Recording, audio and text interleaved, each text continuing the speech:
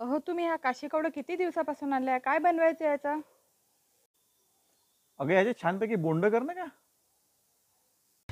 ह्या काशी कवड्याला 15 ते 20 दिवस झाले होते. घरात तसंच होतं.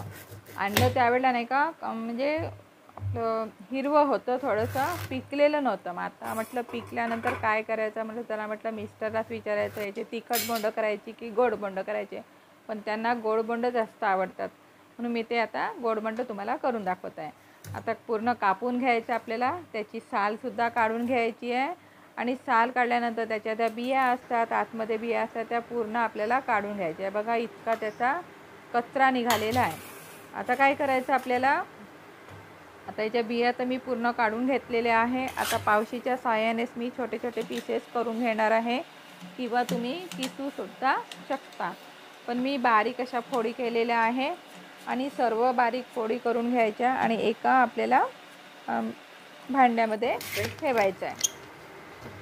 बघा इतक्या आता बारीक झालेल्या आहे. आता कुकरच्या स्पॉटमध्ये मी त्या टाकणार आहे आणि त्याला आपण नंतर कुकरमध्ये पाणी टाकायचं आणि कुकरमध्ये ते भांडं आपल्याला ठेवून द्यायचं आहे. पण 4 ते 5 शिट्टे आपल्याला काढून घ्यायचे आहे.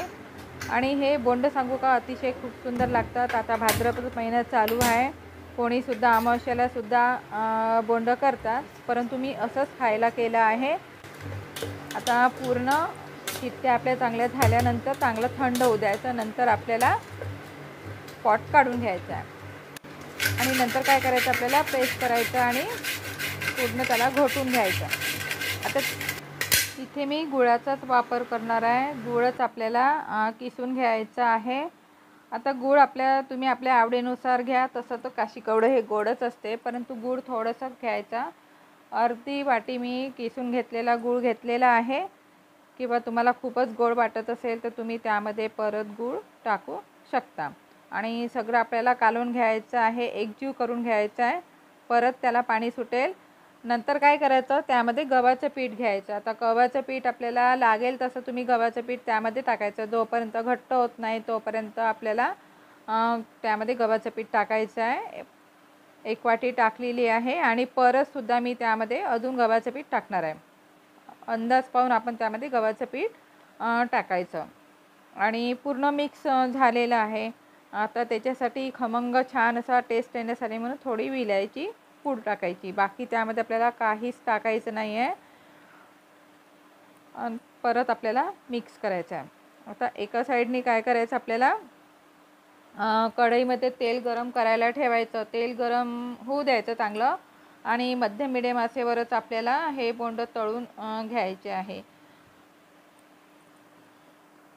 आता सुरुवातीला बोंड असे टाकलेले आहे आणि एक साईड थोडी झाली की नंतर आपल्याला पलटून घ्यायचं आहे. परंतु मला ह्या बोंडाला थोडंफार काहीतरी कमी वाटत आहे. हे बोंड थोडे तेलकट निघालेले आहे, म्हणून मी त्यामध्ये काय केलं, मी तांदळाचं पीठ टाकलेलं आहे. आता मी तांदळाचं पीठ त्याच्यात 2 चम्मच टाकलेले आहे.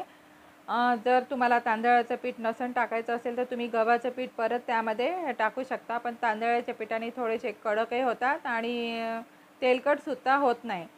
नक्की तुम्ही ट्राय करून बघा. बऱ्याच वेळेला आपण कोणता पदार्थ करतो तर आपली एक चूक होतेच, पण चूक आपल्या लक्षात त्यावेळेलाच यायला पाहिजे. तांदळाचं पीठ टाकायचं आणि चांगलं होऊ द्यायचं. एक साईडनी झाली की लगेच आपल्याला पलटून घ्यायचं. असं जोपर्यंत त्याचा कलर चांगला चेंज होत नाही तोपर्यंत आपल्याला हे बोंड तळून घ्यायचे आहे. आणि अशाच पद्धतीने मी आता जेवढे काही बोंड असेल ते पूर्ण आता तळून घेणार आहे. हे बोंड खायला खूपच छान लागतात. नुसतेच खायला छान लागतात, याच्यासोबत काहीच पाहिजे नाही आपल्याला. नुसते तुम्ही खा आणि कोणालाही हे आवडणारे असे बोंड आहे.